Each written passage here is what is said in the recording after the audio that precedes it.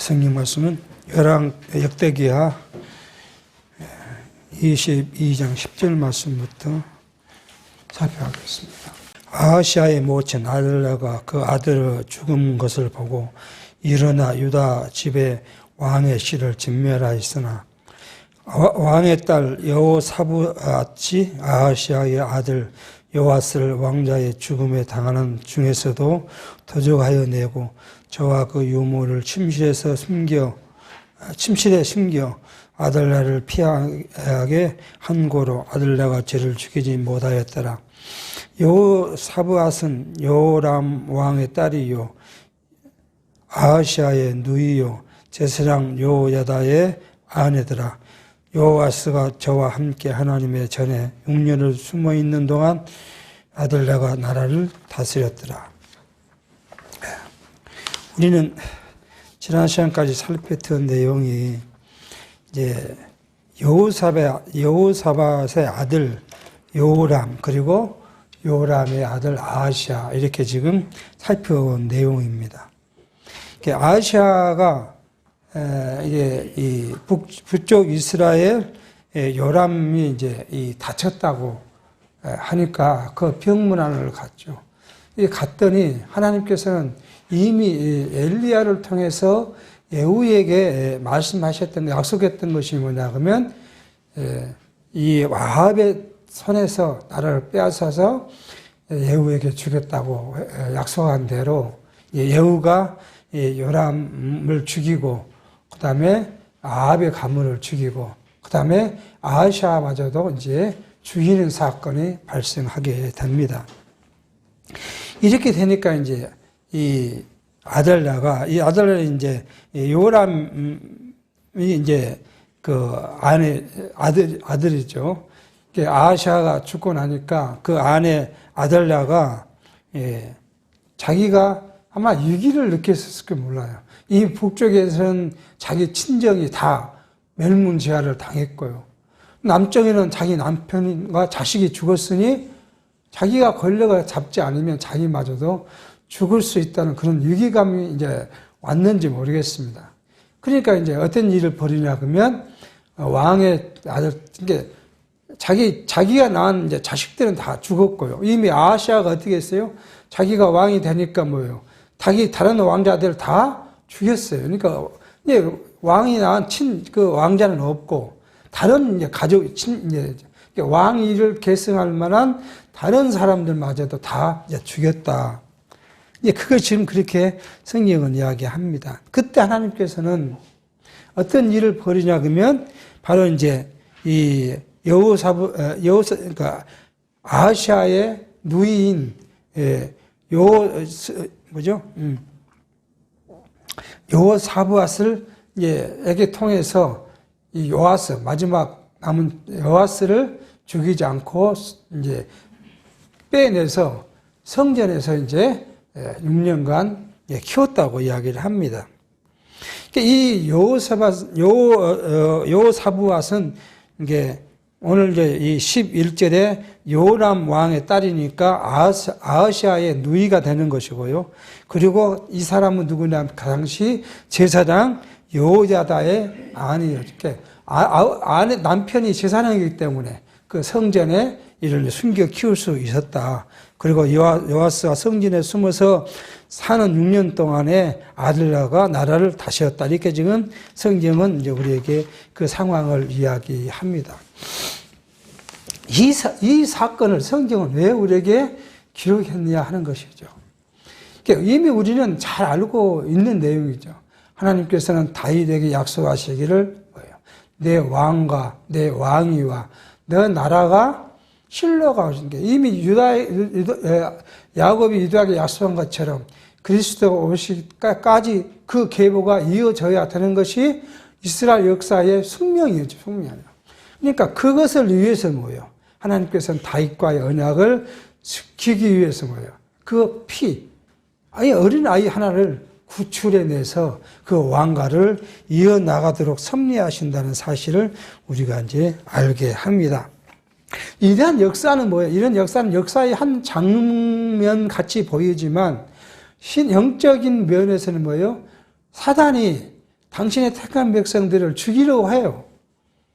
이건 창세 이후에 아담의 범죄 때부터 시작해서 종말 때까지 있을 일이에요. 사단은 계속 당신의 하나님의 택한 백성들을 미혹하고 죽이려 하고 그것을 끊으려고 하는 것이 사단의 임무예요. 바로 뭐였냐면 아담을 범죄케 하면 뭐예요? 하나님의 계획이 무너질 거라고 사단은 생각했겠죠. 그 다음 아담을 범죄케 했는데 하나님은 뭐예요? 아담 이후에 누굴 줬어요? 아벨을 줬고, 아벨을 또 가인을 통해서 죽이니까 하나님은 누구를 줬다고요? 셋을 주고, 그 셋을 준 것을 보고 당시의 사람들이 하나님의 이름을 최초로 여호와라고 불렀다는 거예요. 언약하신 대로 성취해 주신 그분이라. 대가 끊을 것 같는데, 여호와의 택하심의 계보가 끊을 것 같는데, 셋을 통해서 다시 그 계보를 이어가시는 하나님의 섭리를 보고, 이분은 언약대로 성취하신 그분이라고 그때 여호와라는 이름을 불렀다고 이야기합니다.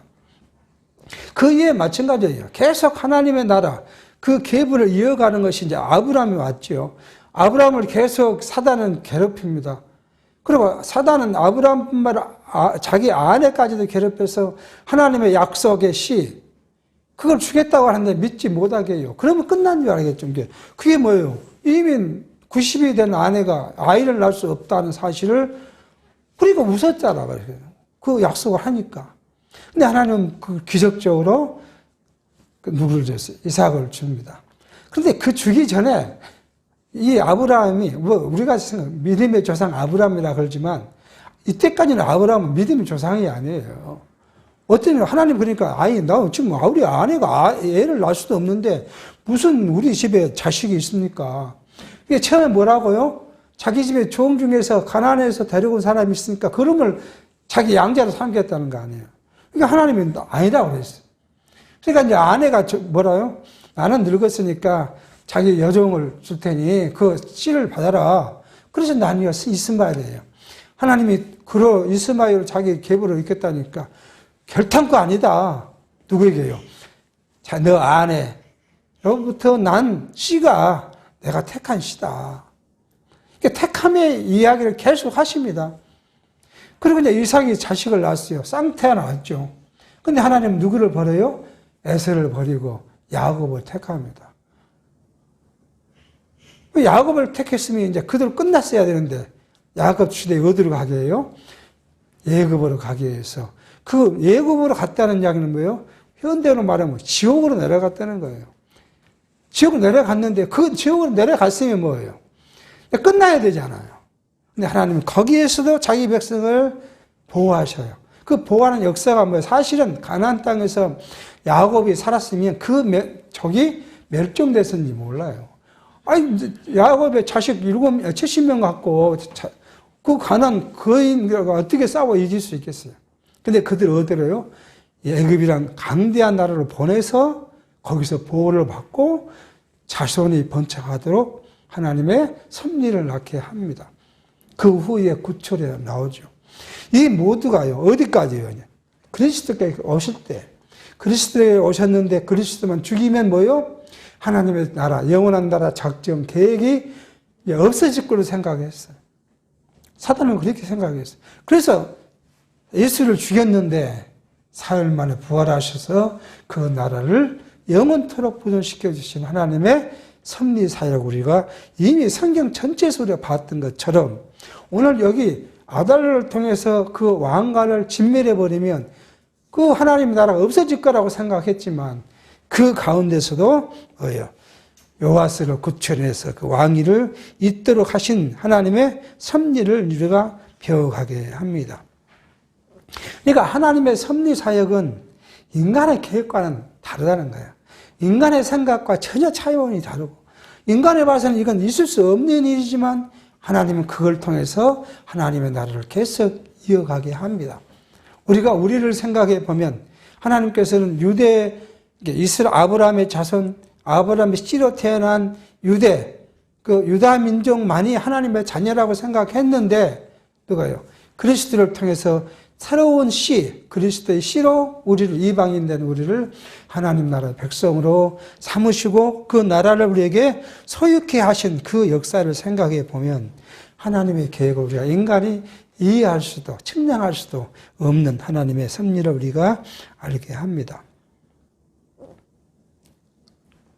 그러니까 이미 하나님께서는 이 아달라의 사건 중에서 요아스를 성전에 보호한 것은 우리가 이미 살폈듯이 다윗 왕조로 계승해 주시기로 약속하신 대로 그 하나님이 그것을 이어가고 있다는 사실을 알게 합니다. 이 사건은 뭐예요? 이미 조금 전에 살폈듯이 누가 올 때까지요? 그리스도가 세상에 오실 때까지. 그리고 이제 그리스도 오신 이후에는 언제요? 영원한 하나님의 통치 나라가 될 때까지 우리를 이렇게 보호하신다는 거예요. 그러니까 우리를 보호하시는 분은 내 힘이 아니고 내 능력이 아니고 우리 가지고 있는 육체의 것이 아니라 누구예요? 성령께서 우리를 보호해 가십니다. 근데 그것이 우리 눈에는 보이지 않아요. 보이지 않으니까 잘 믿어지지도 않고요. 또 믿어지지 않으니까 기대가 없어요. 그래서 뭔가 육체로 하려고 해요.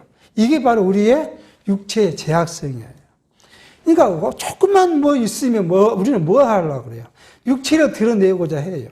하나님께서 절대 하나님의 주권과 섭리를 통해서 이루신 것인데도 불구하고 우리 눈으로 그것이 안 보이니까요. 내가 한 것처럼 내가 했다고 하고 싶고 내 능력으로 했다는 것이 나를 위안을 삼고 싶고 그것이 나를 못되게 해요? 욱줄되게 만드는 거예요. 그러니까 우리의 이 잘못된 죄의 악성, 육체의 악성이 계속 여호와의 능력과 여호와의 주권과 여호와의 섭리를 부정하고 그것을 수용하지 못하고 나를 나타내보고자. 이게 뭐 교회 안에도 있고요. 아니 교회를 떠나서 내 스스로 내 안에가 있어요. 그게. 그래서 조금만 있으면 나를 나타내보려고. 우리 가정에서도 마찬가지예요. 가정에서도 조금하면 내가 했는데 그 나를 드러내고자 하고 나의 공로를 인정받고자 하는 것이 그게 우리의 육체의 모습이에요.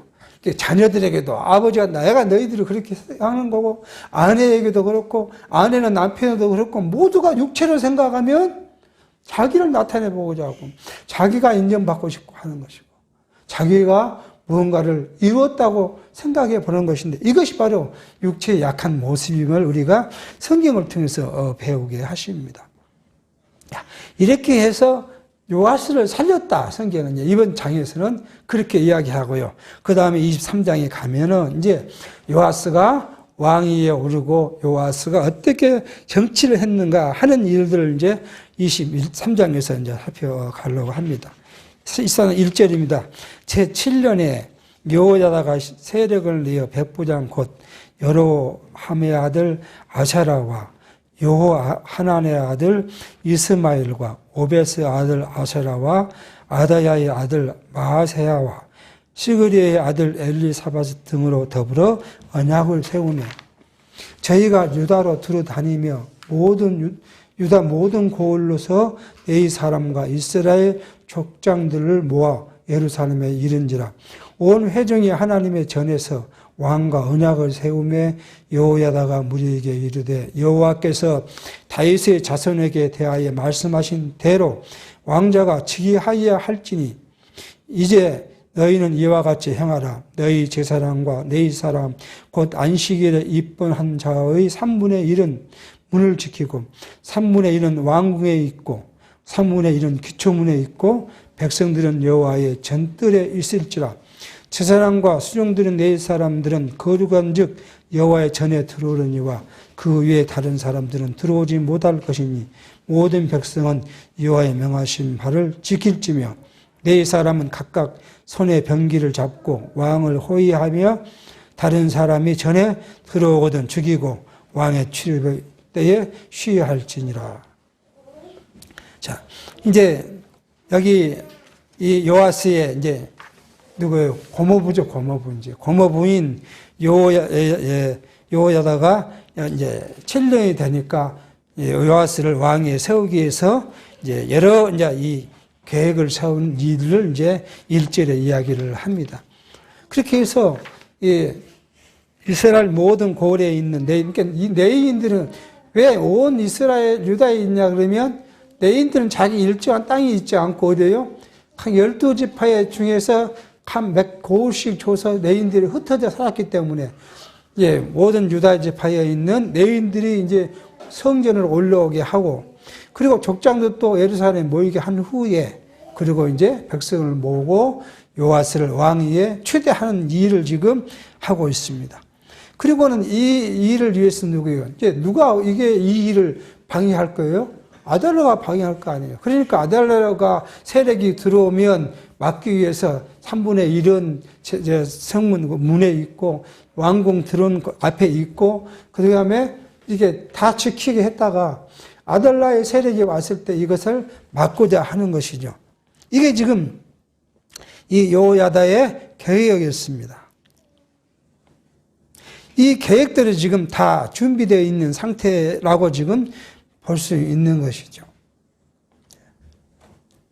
이것은 뭐냐 하면 하나님께서 복음을 전도하고 복음을 통해서 교육하고 그 성도들을 사단과 비진리와 적그리스도와 싸우는 것은 그냥 혼자 싸울 수 있는 것이 아니에요. 그래서 하나님께서는 예수께서 우리에게 교회를 세우시겠다 하고 교회의 역할이 뭐냐 하면 바로 대적들을 싸워 지켜나가는 일이 바로 교회의 역할이에요. 그 역할을 하기 위해서는 뭐예요? 직분자를 세우고 조직을 만들고 그렇게 해서 교회가 비진리로부터 진리를 지켜나가는 싸우게 하는 당신은 뭐예요? 육체력이기 때문에 칼 들고 싸웠지만 지금은요 진리의 말씀으로 싸우는 거예요. 그러니까 사실 이 기독교인들이 이렇게 걸면 안 풀린다고 하잖아요. 세상 사람들이 걸다가도 뭐예요? 한 잔 먹고 그냥 웃고 그러면 끝나는데 이 기독교는 이거 왜? 진리이기 때문에 진리가 아니냐 따지면 아닌 걸 갖고 진리라고 해줄 수는 없는 거고 진리를 아니다 할 수도 없는 거고 그러니까 하면 이게 딱 걸리면 잘 안 풀린다고 해요. 이게 사실 왜냐하면 이게 생명이니까. 우리가 이 생각에 육체의 생명이 중요하죠. 여러분과 제 육체의 생명이 왜 중요하지 않겠습니까? 이 육체의 생명이 귀하지 않는 사람이 누가 있겠습니까? 자기 생명을 그냥 헌신자를 버릴 수 있는 사람이 몇 명이나 있겠습니까? 우리가 영화나 소설이나 그런 거 보니까 그런 이야기를 하죠. 내가 누구를 해서 내가 왕을 해서 죽겠습니다 하고 뭐 그런 것이 뭐 소설이나 영화니까 가능하지. 실제 우리 삶 속에서 내가 저 사람을 위해서 내 생명을 버리겠다 하면 그게 쉬운 일이겠습니까? 근데 우리는 이걸 한다 생각해야 돼. 우리가 말씀드리고 생각해보고 뭐냐면 이 육체의 생명은 뭐예요? 유한한 것이야. 아무리 육체의 생명이 귀하고 또 귀한다 해도 어제요? 성경대로 한다면 70이고 강건한 80이면 육체의 생명은 유한은 끝나요. 근데 우리에게 무한한 생명이 있어요. 그게 신령한 생명이에요. 우리에게 주신 신령한 생명은 무한해요. 언제까지요? 영원한 하나님 나라에서 하나님을 뵙고 그때까지 그때도 우리는 계속 그것이 영원토록 우리의 생명은 존속될 것이에요.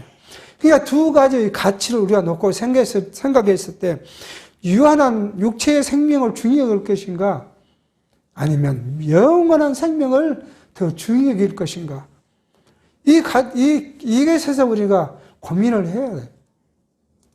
제가 이번 일을 통해서 고민한 거 그거예요. 아니 영원한 걸 생각하니까 육체의 것은 별것이 아니다는 거예요. 내가 우리 형제하고 나 뜻이 안 맞다고 다투고 싸운 것이 그 별것이 아니에요. 가만히 생각해 보니까 생명의 앞에 갔다 와 보니까 그게 아무것도 아니에요. 교회가 무슨 성경신학이 어쩌고 기존신학이 어쩌고 뭐 막 싸우는 게 그게 별 의미가 없어요.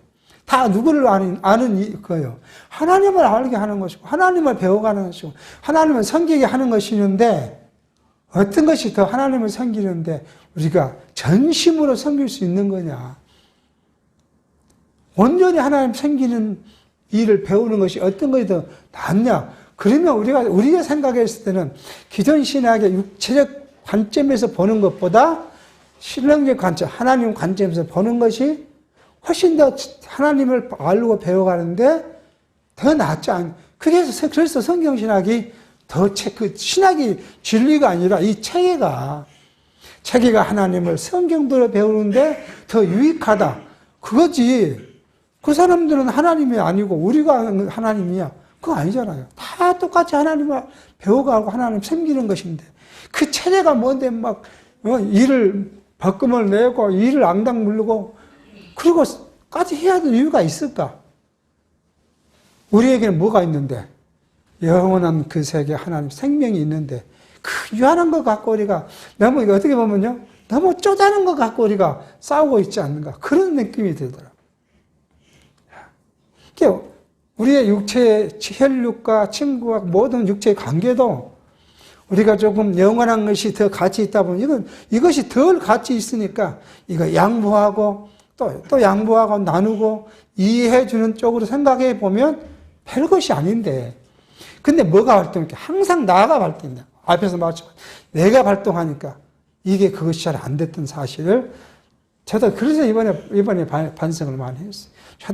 저도 성깔이 까다롭고 오기가 있고 그래서 웬만하면 뭔가 한번 걸리면 잘 안 푸는데 그 생각을 해서 내가 쓸데없는 고집을 피우고 살았구나. 그런 생각을 해보면서 저도 저희 형제들한테 참 미안한 마음이 컸어요. 이게 바로 하나님이 우리에게 주시는 생명과 육체과의 구별이에요. 이 모두가 다 뭐예요?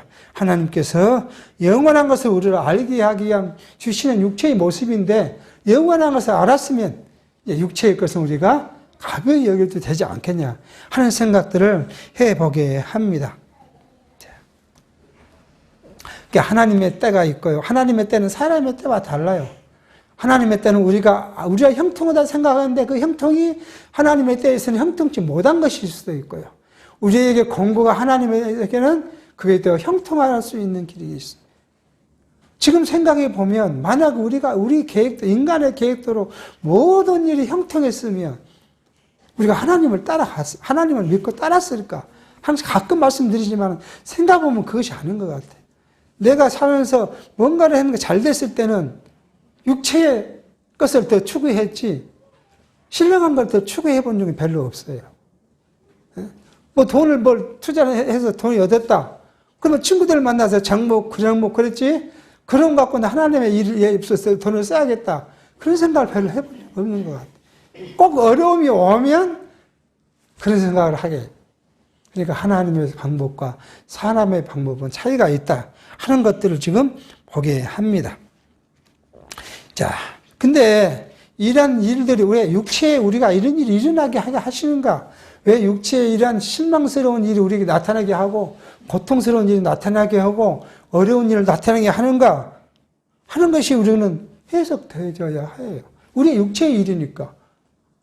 왜 이렇게 하는가?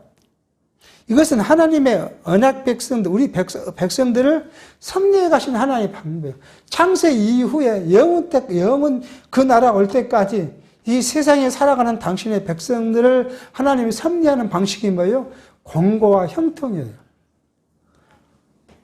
그렇게 해서 우리에게 주신 이유가 뭐냐 그러면 언약 백성의 삶이 누구의 힘으로 되었다고요? 하나님의 힘으로 되었다는 사실을 깨닫게 하기 위해서 네 자신대로는 안 된다는 거 아니에요. 네가 이거 잠깐 뭘 잘했지? 내가 잘한 거라고 생각하지? 너 잘한 거라고 생각 안 하려면 우리 육체는 꼭 뭔가 있어야 깨달아지니까요. 그러니까 한번 쳐서 나를 복종시켜 놓고 그때 내가 내 그것이 내 능력이 아니고 뭐고요? 하나님의 능력이었구나 하고 바로 뉘우칠 수 있는 그 길을 그것이 하나님 앞에서는 복이에요. 인간 앞에서는 고통이지만 하나님 앞에서는 복이에요. 하나님의 능력을 알고 깨닫고 따르게 하니까. 자, 예를 들면 우리가 이거잖아요. 우리가 어린아이 때, 우리 어린아이를 키울 때는 별 실수를 해도 이쁘잖아요. 어린아이가 지나가다가 똥을 싸도 그건 이쁘잖아요, 그게. 못 봐요. 똥이 확 흐르면, 이쁘잖아요. 근데 만약에 20살 먹은 놈이 지나가다가, 응아로 그냥 방바닥에 했으면 어떻게 해요? 꼭 때려서 잡아야 되잖아요, 버릇을. 똑같아요. 우리가 처음 믿었을 때는 하나님 우리의 모습이 항상 다 이뻤지만, 우리가 믿음의 성장에 해 갈수록 우리는 누구를 신뢰해야 돼요? 하나님을 신뢰해야 돼요. 세상 것보다 하나님을 신뢰해야 되니까 신뢰케 하기 위해서는 뭐예요? 자꾸 우리에게 경계를 해 주시는 거예요. 이것이 하나님의 은혜지, 내가 육체의 것이 아니, 육체의 능력이 아니다는 사실을 알게 합니다. 그래서 우리를 어디까지요? 그리스도의 믿음의 분량까지 자라도록 하기 위해서 육체 속에 세상 속에 놔두고 세상 속에서 우리 형통과 공곤하는 방법으로 우리를 성장해 가게 하시는 하나님의 섭리라는 사실을 압니다. 그렇기 때문에 우리에게 나타나진, 우리에게 주어지는 것, 이 모두가 하나님의 뭐예요? 주권적 섭리예요. 그러니까 그것을 우리는 수용해야 돼요. 그것을 감사함으로 받아야 돼요. 근데 우리의 악한 것은 날마다 시시때때로 뭐예요? 이걸 받지 않고 내가 뭘 해보려고 자꾸 받아들이려. 염소가 이걸 받듯이 자기가 받으려. 그러니까 그럴 때마다 우리에게 뭐가요? 번민이 오게 된 거예요. 우리 마음에 번민이 와요. 내가 육체를 잃으니까 내가 하는 것 같이 보이는데 또 이 한쪽에서는 신령한 건 뭐예요? 네가 아니다고 끄집어 잡아드니까 거기에 범인이 오는 거예요. 그래서 우리가 어디에 빠지면요? 육체에 함몰되면 육체의 것으로 지향되는 것이고 성령의 소욕에 함몰되면 성령으로 우리가 그것을 바라보게 돼요. 그러니까 우리의 마음이 잠깐 사이에 육체로 갔다가 성령으로 왔다 갔다 해요. 그러니까 우리의 마음이 평안이 없고 평강이 없는 거예요. 우리가 이것을 늘 생각하면서 우리의 모든 삶의 내 생명, 내 육체의 삶, 내 사망까지도 뭐예요? 하나님의 주권적 섭리라는 사실을 인정하면 우리 마음에 평강이 있을 수 있지 않나 생각을 해보게 합니다.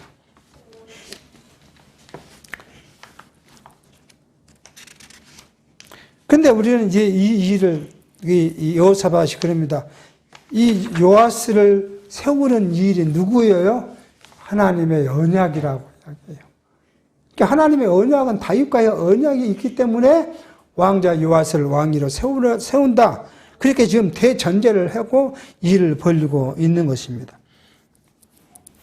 자, 이런 이 사실들을 우리가 신학적으로 생각해 보면은 이 신학시대의 싸움, 영적 투쟁은 이미 한번 말씀을 드렸지만 우리가 진리의 말씀이 우리를 세워가는 거예요. 그리고 어두움과 사악한 생각을 제거하고 신령한 것을 모으게 합니다. 그래서 예수께서 성령을 우리에게 보내시겠다고 하신 후에 성령의 역할이 뭐냐 하면 내가 가고 성령이 오면 내가 가르쳤던 말씀이 생각나고 또 기억해지고 이해가 되고 그래서 내가 성령을 받으면 어디까지요? 세상 땅끝까지 이르는데 복음의 증인으로 살아가라. 복음을 받은 자로서 살아가라고 말씀하셔요. 이게 바로 하나님 안에서 그리스도 안에 있는 우리 성도들의 삶이라는 사실을 이야기해 주고 있습니다. 8절입니다. 네 사람과 유다 무리가 제사장 여호야다의 모든 명한 바를 행하여 각기 수하의 안식일에 입원한 자와 안식일에 출근할 자를 거느리고 있으니 이런 제사장 여호야다가 출근한 자를 보내지 아니함이더라. 제사장 여호야다가 하나님의 전 안에 있는 다윗 왕의 창과 큰 방패와 작은 방패를 백부장들에게 주고 또 백성들과 각각 손에 병기를 잡고 왕을 호위하되 전 우편에서부터 전 좌편까지 당과 전 곁에 서게 하고 무리가 왕자를 인도하여 내어 멜루간을 씌우며 율법책을 주고 세워 왕을 삼을세 여호야다와 그 아들들이 저에게 기름을 붓고 모두 왕의 만세를 부르니라. 그러니까 지금 이제 이렇게 계획을 해서 실행한 대로 모든 레위인과 백부장들이 이 일을 행했다. 그런데 이미 이 창과 칼을 줬다는 건 뭐예요? 이 대제계가 싸우라는 거잖아요. 그래서 이 성전에 있는 다윗이 만든 큰 방패, 작은 방패, 창들을 줘서 이 입번하는 자들로부터 이 성전을 지키게 하고 왕을 지키게 했다. 그렇게 지금 이야기합니다. 그러니까 오직 유다의 왕이 될 사람은 누구예요? 다윗의 계보로 태어난 왕자들만이 그 유다를 왕이 될 수 있는 거, 유다를 다스리는 자예요.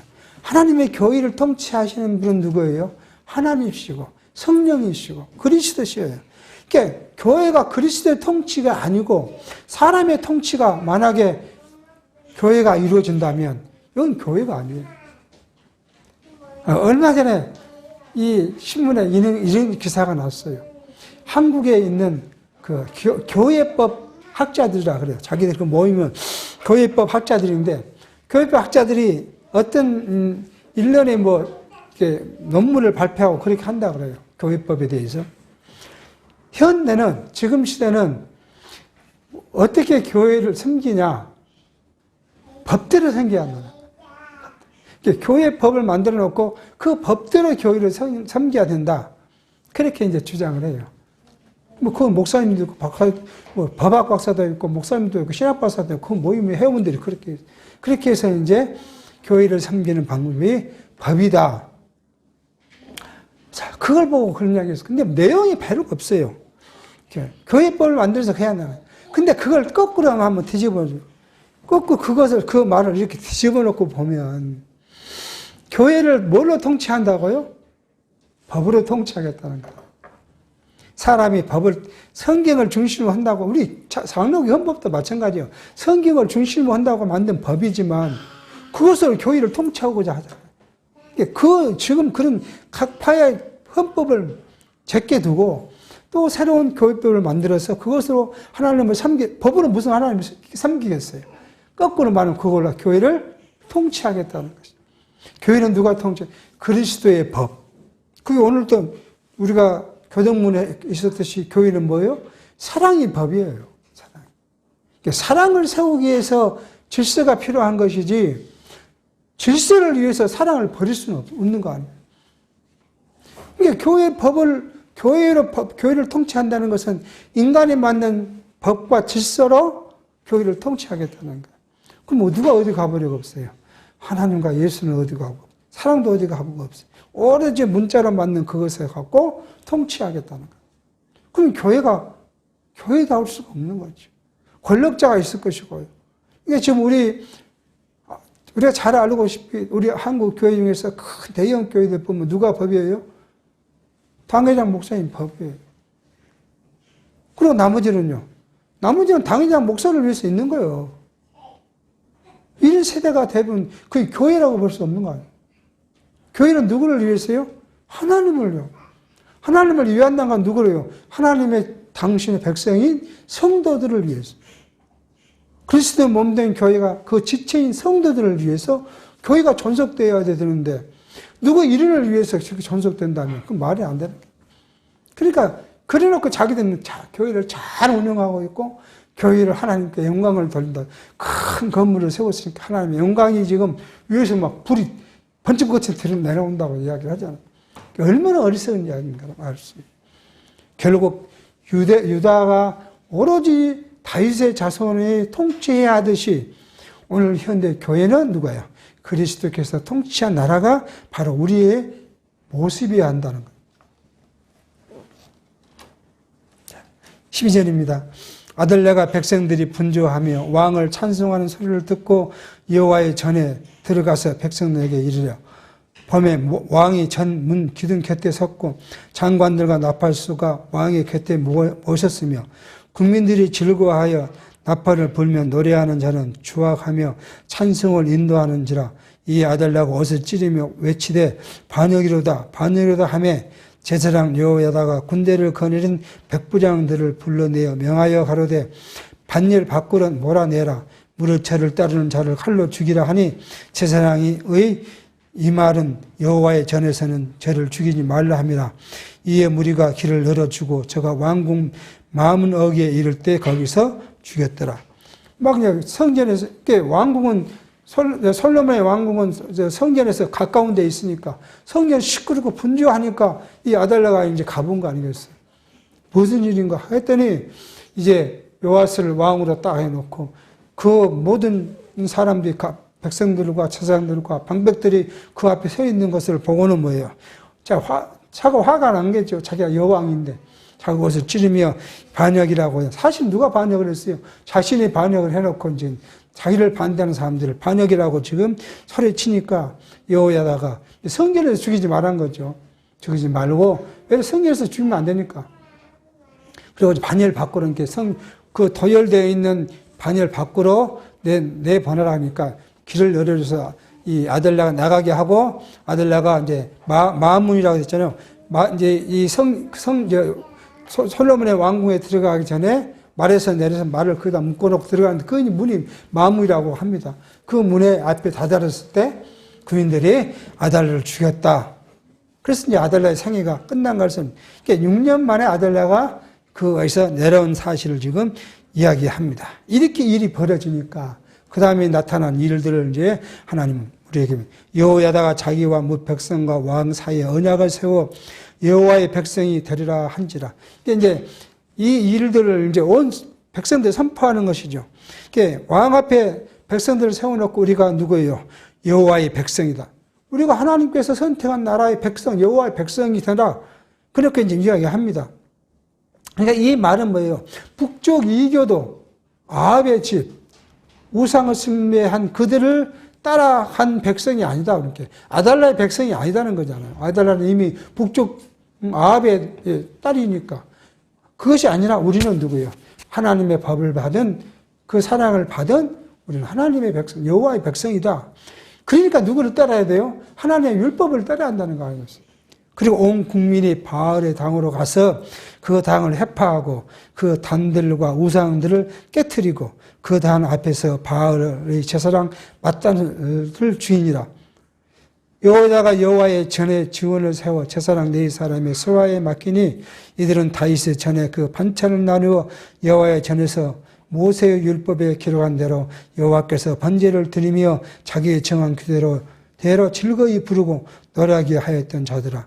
또 문지기를 여호와의 전 여러 문에 두어 아무 일에든지 부정한 자는 들어오지 못하게 하고 백부장들과 존귀한 자들과 백성의 방백들과 온 국민을 거느리고 왕을 인도하여 여호와의 전에서 내려와서 윗문으로 쫓아 왕궁에 이르러 왕의 나라 보에 앉힘에 온 국민이 즐거워하고 성중이 평안하더라. 아달라를 무리가 칼로 죽였더라. 그렇게 해서 우리가 여호와의 백성이므로 요아스 왕을 섬기고 그 나라를 해야 한다고 이야기한 후니까 이스라엘 백성들 하고 있는 건 뭐예요? 바로 쫓아했던 일들이 바로 우상, 바알 당에 가서 그것들을 다 해파해버리고 그 바알의 제사장을 죽이고 그런 일을 이제 보는 이게 정계 계획이에요. 오늘 우리 마음속에 신령한 하나님의 말씀 성령이 우리에게 임하시고 진리의 빛이 우리에게 강하게 비춰주시면 우리 속에 있던 육체의 악함이 깨트려지는 거예요. 육체를 깨트릴 만한 인간의 능력은 아무것도 없어요. 오직 진리의 말씀이에요. 이 육체가 얼마나, 우리가 예를 들어서 돈 힘이 얼마나 강합니까? 돈 힘이. 돈을 이길 만한 힘이 있습니까? 대통령도 돈 앞에는 꿈쩍 못한 것 같아요.